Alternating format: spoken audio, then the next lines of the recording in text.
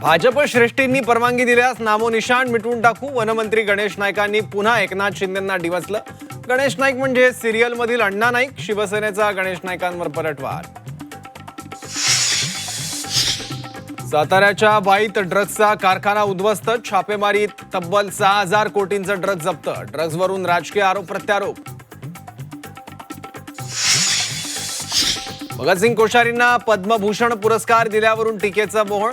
छत्रपती शिवाजी महाराज महात्मा फुले दाम्पत्याचा अवमान करणाऱ्यांचा भाजप सन्मान करतंय.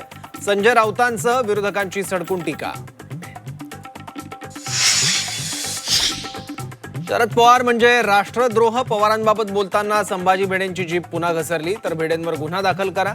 राष्ट्रवादी काँग्रेस शरदचंद्र पवार पक्षाची मुख्यमंत्र्यांकडे मागणी. नाशिकमध्ये प्रजासत्ताक दिनाच्या कार्यक्रमात महिला वनकर्मचाऱ्यांची घोषणाबाजी. गिरीश महाजनांनी भाषणात बाबासाहेब आंबेडकरांचं नाव न घेतल्यानं घोषणाबाजी. वादानंतर महाजनांची दिलगिरी. शेतकऱ्यांचं लाल वादळ. नाशिकमधून मुंबईच्या दिशेनं विविध मागण्यांसाठी शेतकऱ्यांचा मोर्चा. मोर्चात हजारो आदिवासी शेतकऱ्यांचा सहभाग.